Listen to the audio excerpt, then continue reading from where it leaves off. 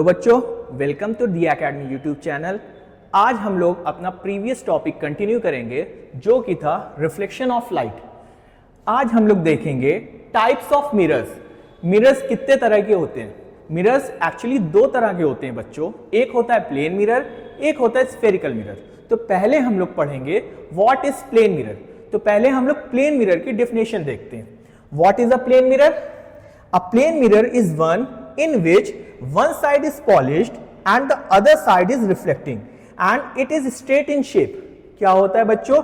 इसमें एक plane mirror जिसकी एक साइड क्या होती है पॉलिश और दूसरी साइड होती है हमारी रिफ्लेक्टिंग, और ये स्ट्रेट शेप का होता है। जो हम लोग के घर में मिरर लगा होता है वही होता है बच्चों प्लेन मिरर। ठीक है, अब देखो ये कैसे बनता है। अब हमने ले लिया एक ट्रांसपेरेंट ग्लास, हमने एक ले लिया ट्रांसपेरेंट ग्लास।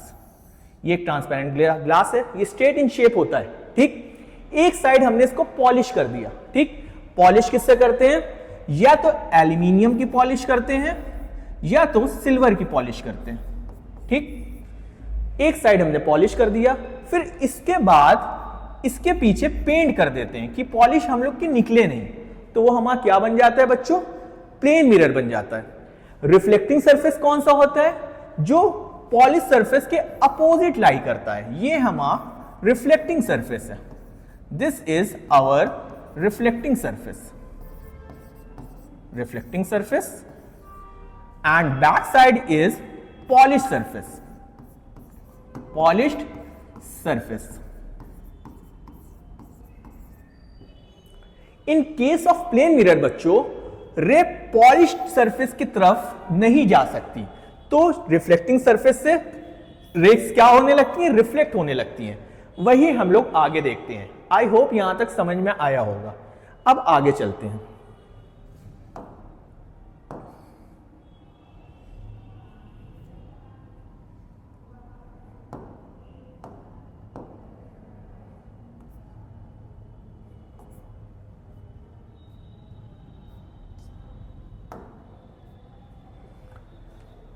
अब हम देखते हैं image formation by plane mirror and its properties.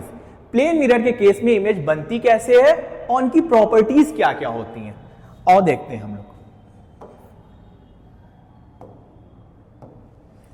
अभी हम लोग ने देखा प्लेन मिरर स्ट्रेट शेप का होता है, तो ये हम लोग का हो गया प्लेन मिरर जिसकी एक साइड पीछे की हमने कर दिया पॉलिश।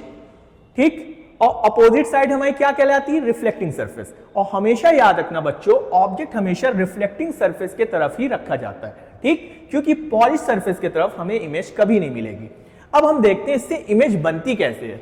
अच्छा, एक चीज और, हमेशा इमेज की फॉर्मेशन के लिए एटलीस्ट दो रेस की जरूरत पड़ती है, एटलीस्ट दो। अब देखो फॉर एग्जाम्पल, जैसे हमने ये एक ऑब्जेक्ट ले लिया, अब इसकी इमेज हमें प्लेन मिरर में बनानी है, तो हमें दो रेस निकालना पड़ेगा बच्चों।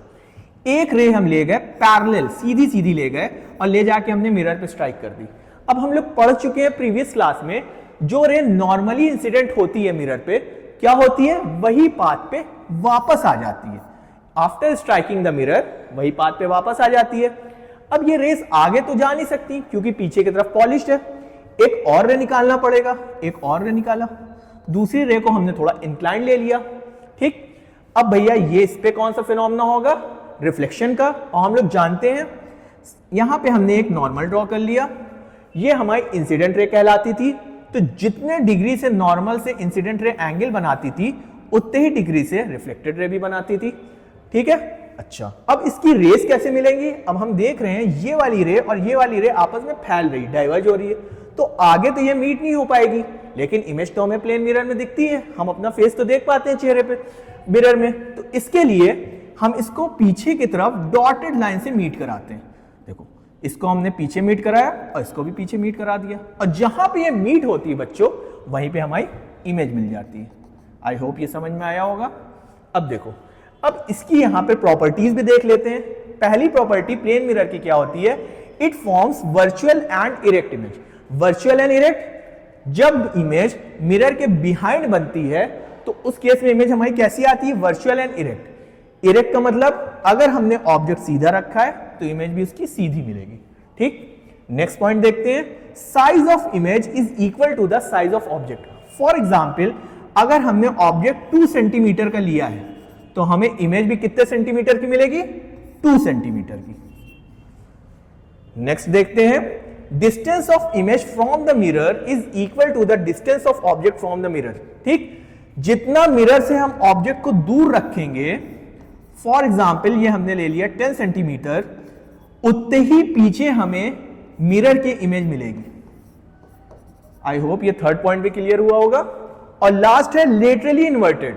इन case of plane mirror left side right बन जाती है और राइट साइड लेफ्ट आने लगती है, उसी को कहा जाता है लेटरली इन्वर्टेड।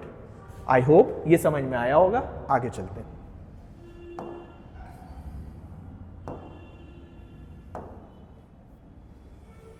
अब नेक्स्ट तरह का मिरर देखते हैं। प्लेन मिरर हम लोग पढ़ चुके हैं, that is spherical mirror. Sphere नाम से क्या समझ में आ रहा है भैया? स्फेयर। स्फेयर क्या होता है? एक सर्कुलर ऑब्जेक्ट जो अंदर से हॉलो होता है, जस्ट लाइक अ फुटबॉल।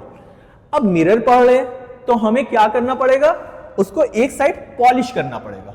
देखते हैं, ये हमारा क्या हो गया बच्चों? स्फीयर। यही तो होता है, it is just like a football. ठीक, अंदर से हॉलो रहता है और सर्कुलर शेप का रहता है। अब उससे जो मिरर हम काट के बनाते हैं उसी को कहा जाता है स्फेरिकल मिरर। अब देखो, mirror whose reflecting surface is a part of hollow sphere. वो मिरर जिसका रिफ्लेक्टिंग सरफेस हॉलो स्फीयर का पार्ट है। अब ये हमारा एक हॉलो स्फीयर है। अब देखना, इसमें दो तरह के मिरर होते हैं। फर्स्ट है concave mirror and second is convex mirror. तो पहले हम लोग देखते हैं कॉनकेव मिरर क्या होता है। Mirror whose reflecting surface is towards the center of the sphere is called concave mirror। अब इसका मतलब देखना, ये हमारा क्या है? स्फेरिकल स्फीयर है। ठीक, हमने इधर से इसका ये वाला पोर्शन कट कर लिया तो ये ऐसे दिखेगा। अब हमें अगर इसको मिरर बनाना है तो एक साइड पॉलिश करना पड़ेगा। हमने इस साइड इसको पॉलिश कर दिया, कोई प्रॉब्लम नहीं।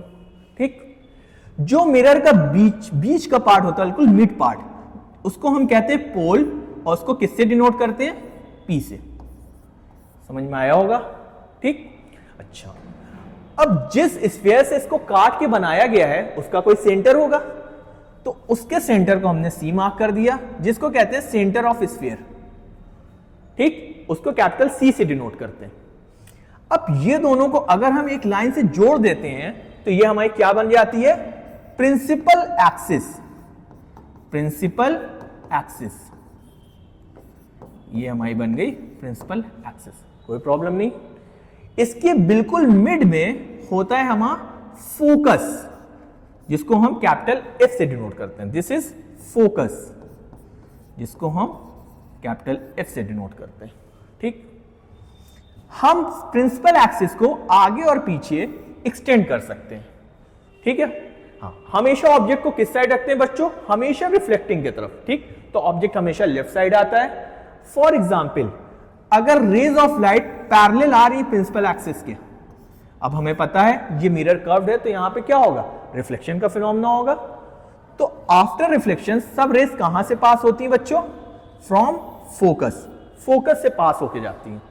आई होप ये समझ में आया होगा। ठीक, अब इसकी डेफिनेशन देख लेते हैं। Mirror whose reflecting surface is towards the center of the sphere, जिसका रिफ्लेक्टिंग सरफेस किधर है? Centre of the sphere. ये हमारा सेंटर ऑफ द स्फीयर है, इसका रिफ्लेक्टिंग सरफेस देखो सेंटर ऑफ द स्फीयर की तरफ है। उस तरह के मिरर को कहा जाता है कॉनकेव मिरर।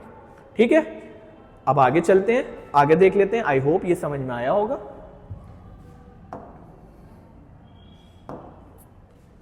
अब हम देखते हैं कॉन्वेक्स मिरर। कॉनकेव हमने पढ़ लिया, सेम ऐसे कॉन्वेक्स भी होता है। कॉन्वेक्स मिरर भी स्फीयर से काट के बनाया जाता है, लेकिन इस बार जो इसका रिफ्लेक्टिंग सरफेस रहता है बच्चों, अब हमने हॉलो स्फीयर का इस साइड का पोर्शन कट कर लिया। जैसे ये था तो इस साइड का पोर्शन कट कर लिया। इसको जब हम काट के बाहर निकालेंगे तो इस तरह इसके से दिखेगा। ठीक, और इस बार हमने इसकी अंदर वाली साइड को पॉलिश कर दिया बच्चों, कोई प्रॉब्लम नहीं। ठीक, अभी हमने बताया इसके जस्ट मिड में क्या आता है? पोल, जिसको कैपिटल पी से डिनोट करते हैं। ठीक, अगर ये स्फीयर से काट के बनाया गया है तो ये स्फीयर का कोई सेंटर भी होगा, जिसको हम कैपिटल सी से डिनोट करते हैं। और ये दोनों को अगर हम एक लाइन से जोड़ देते हैं तो ये हमारी क्या कहलाती है? Principal axis. ये हमारी कहलाती है प्रिंसिपल एक्सिस। और इनके जस्ट मिड में क्या लाई करता है हमारा? फोकस, कोई प्रॉब्लम नहीं है। अभी हमने बताया था प्रिंसिपल एक्सिस को हम आगे और पीछे की तरफ एक्सटेंड कर सकते हैं, ठीक है। अच्छा, अब बच्चे इसका रिफ्लेक्टिंग सरफेस किधर आया है, लेफ्ट तरफ, तो हमेशा ऑब्जेक्ट को लेफ्ट तरफ रखा जाएगा, ठीक। अब अगर इसमें rays of light parallel to principal axis आती है, अभी हम लोग ने देखा था कॉनकेव में जब rays of light parallel to principal axis जाती है तो आफ्टर रिफ्लेक्शन हमेशा फोकस से पास होती है, तो इस केस में भी रे ऑफ लाइट फोकस से ही पास होती है। लेकिन अब हम देख रहे हैं इस तरफ तो पॉलिश सरफेस है, तो इधर डायरेक्ट रेज नहीं जा सकती, तो इसीलिए इधर वाली रे को हम कैसे बनाते हैं, डॉटेड लाइन से, डॉटेड लाइन से, देखो डॉटेड लाइन से, ठीक। और फिर उसके बाद क्या कर देंगे, इस तरफ एक्सटेंड कर देंगे, एक्सटेंड होगी, तो ये हमारा कौन सा मिरर हो गया, कॉन्वेक्स मिरर, ठीक। अच्छा, अब इसकी डिफिनेशन क्या है, mirror whose reflecting surface is away from the centre, जिसका रिफ्लेक्टिंग सरफेस सेंटर से दूर हो, देखो ये इसका सेंटर है और इसका रिफ्लेक्टिंग सरफेस जो सेंटर से दूर है, इस तरह के मिरर को कहा जाता है कॉन्वेक्स मिरर। आई होप ये समझ में आया होगा। अच्छा हाँ, अब ये रेज ऑफ लाइट को देखो डाइवर्ज कर रहा है, फैला रहा है, ठीक। तो कॉन्वेक्स मिरर को हम डाइवर्जिंग मिरर भी कहते हैं, डाइवर्जिंग मिरर जो लाइट को फैलाता है। सेम इससे पहले हम लोग ने देखा कॉनकेव मिरर में रेज ऑफ लाइट एक जगह पे मीट हो रही थी, ठीक, तो इसीलिए इसको कन्वर्जिंग मिरर भी कहा जाता है।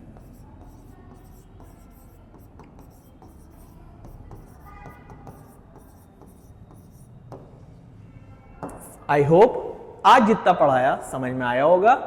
हम लोग से जुड़े रहिए, आगे कंटिन्यू करेंगे नेक्स्ट लेक्चर में, तब तक के लिए पढ़ते रहिए। Thank you.